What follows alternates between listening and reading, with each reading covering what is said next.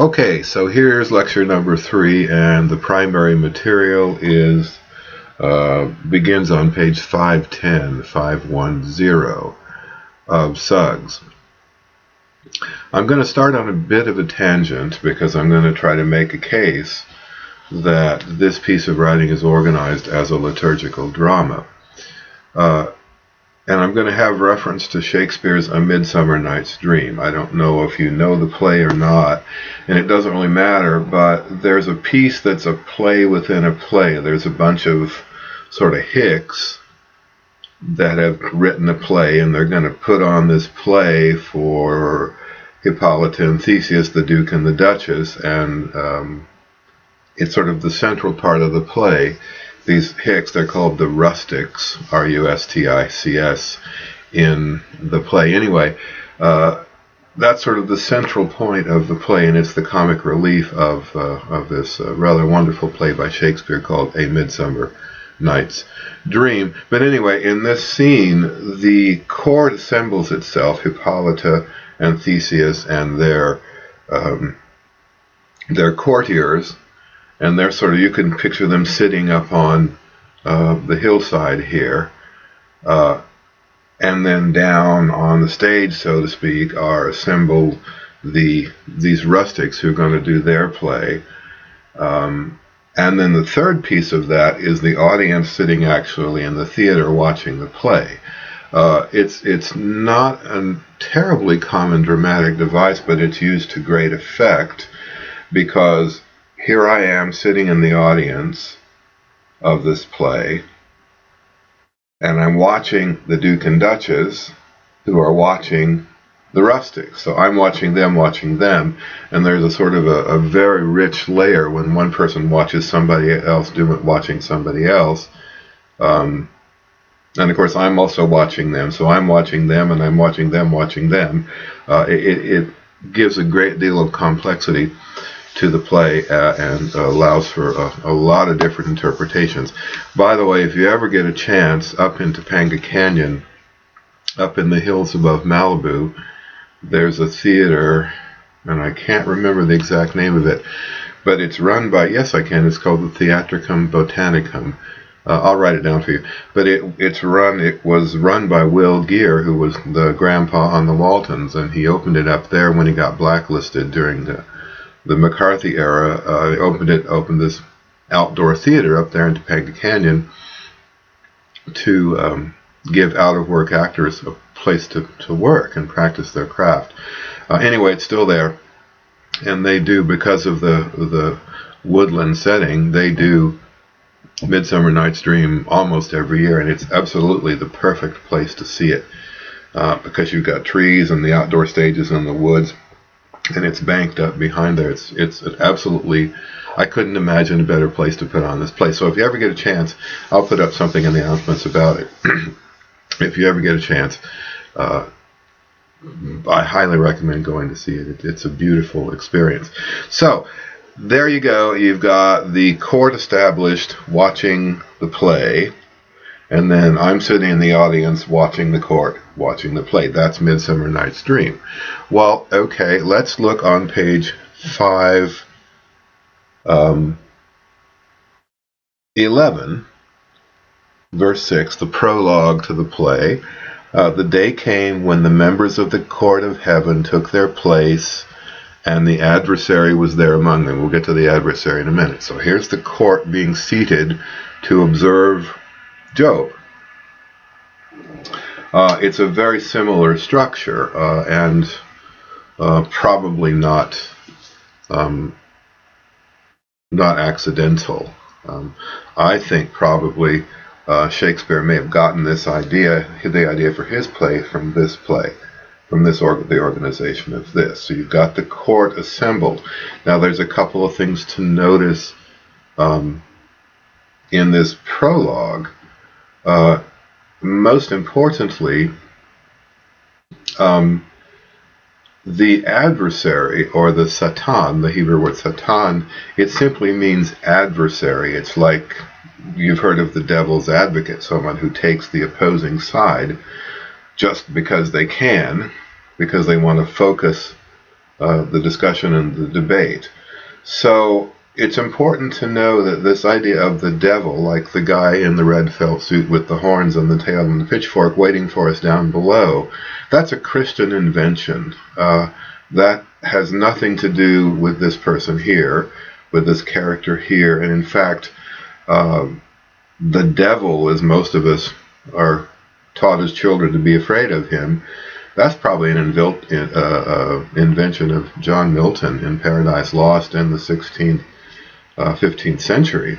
So this is the adversary, the opposing point of view, the adversary, and it's important to note the structure here.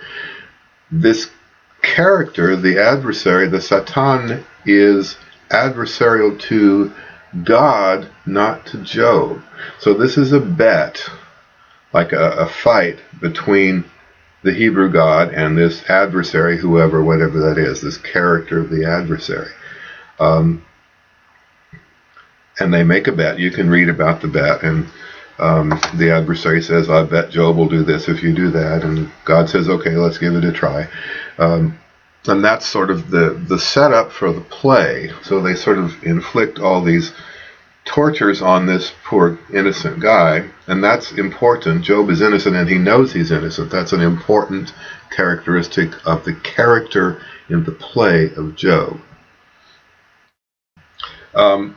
And so we go along, and you're looking at chapter 1 and chapter 2, and you have the setup for the play.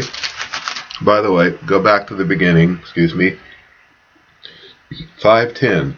Once upon a time, there was this guy Job. Look at the formulas that we've talked about. We've talked about those before. Earlier on, there's another formula. Once upon a time, here comes this story of this event that happened. And then you'll notice, after the prologue, which is in prose, and again, that's sometimes typical of Shakespeare as well, then you got cycles of speeches. If you want to think of it this way, and this is how I think of it, Act 1, Act 2, Act 3, and so forth. So you have these cycles of speeches in which Job's friends, characters, are moved into place, and they criticize Job by way of exacerbating the torture that Job's God is inflicting upon him. And we should be clear, it's the God here who is inflicting the torture. Whatever the theology behind it is, it's this bet between the God and his adversary. That's the impetus behind this whole thing. So you get a sequence of speeches. You can read them for yourself, but do notice that they correspond to this Freytag's pyramid that we talked about quite some time ago.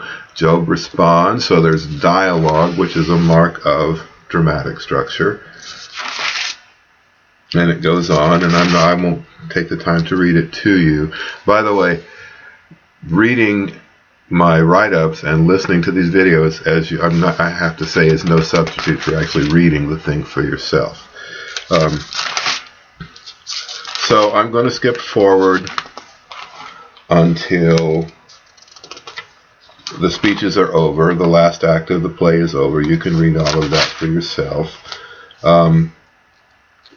And the Job's fortunes are restored by the God who took them away in the first place. I mean, there'd be no story if there hadn't been this little bet, and the two guys in the court of heaven hadn't said, hey, let's screw with Job and see what happens. There'd be no story. And so the God takes them away, the God gives them back, and it ends.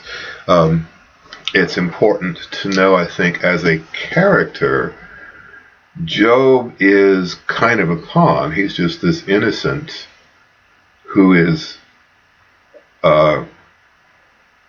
being messed with. But importantly, Job has an ego, which makes him, the writer very brilliantly, and this is a brilliant piece of drama, by the way, the writer gives Job a little bit of an ego. Job is innocent, and he knows he's innocent. He's not being punished for crimes he's committed. He's just being screwed with because they feel like screwing with him. And of course, that's what creates the whole impetus of the play. If Job had done some bad stuff and were being punished for his bad stuff, there wouldn't be a play. That's a straight line narrative. I messed up, I did something bad, I get punished, end of story. That doesn't make a play, it doesn't make a story. But when an innocent person is deliberately caused suffering, and when that person has the self-awareness to know that he or she is innocent, that makes a play. That makes that pyramid. It drives those interesting questions. And of course, I understand, I get totally, there are theological questions to all these answers. This thing is in here because it has a theological intent, as does everything else in this material. We know this. But we can talk about the structure of the play without ever having to talk about the theological answers. So there you go. That's my assertion. I'm really surprised. I gave you a link simply because this guy has laid it out rather nicely about how it could be performed as a play. And I gave you that by way of avoiding having to write it all out myself. Obviously, he's defending and protecting something else, but his analysis of the play as a play makes sense. So, paper topics for this one, you could talk about the dramatic structure, you could compare it, possibly you could compare the dramatic structure of this to, I don't know, maybe the plague narrative or the Abraham and Isaac narrative. Especially Abraham and Isaac, because that's got the dramatic irony in it. Remember, Isaac doesn't know why he's going up that mountain, but the audience does, the readers do, and that gives it a little bit of extra impetus and spice because we know what's going on, but Isaac doesn't. So his questions is, Isaac's questions, why are we going up this mountain? We know the answers to, and he doesn't, which involves us in the story. Same thing here. Job doesn't know why he's being afflicted. In fact, he knows he's a good person. He knows he shouldn't be afflicted. But we know why. We know it's this bet that the God and his adversary have made. So you could compare the Freytag's pyramid structure here and, a couple of other places, the plague narrative, Abraham and Isaac. Those two stories come to mind immediately. There's probably a dozen other ones in here. You could talk about classic pyramid structure. I don't know whether anybody's ever rigorously compared the structure here with Midsummer Night's Dream. I'm not sure there's enough material out there to squeeze a paper out of it. There might be. I haven't done any research, so I can't say for sure. I know some of you are pursuing a feminist look at this material, and Job's wife is a very interesting female character that one could look at and maybe even contrast with other woman characters that we've seen. There's been this whole development of woman characters all in all this material, and they haven't largely been explored because, I don't know why, but I'm guessing because of the misogyny of a lot of the people who control this material. Haven't really focused on those stories. So Job's wife, if you're not interested in dramatic structure or the thing as a play or a piece of drama or an epic poem, if you don't like it as drama, it can be an epic poem of some kind. There's narrative poetry that follows the same sort of structure. All of those things, or you could look at the literary portrait of Job's wife and find some other comparisons and things to do there. So there's my assertion on the book of Job.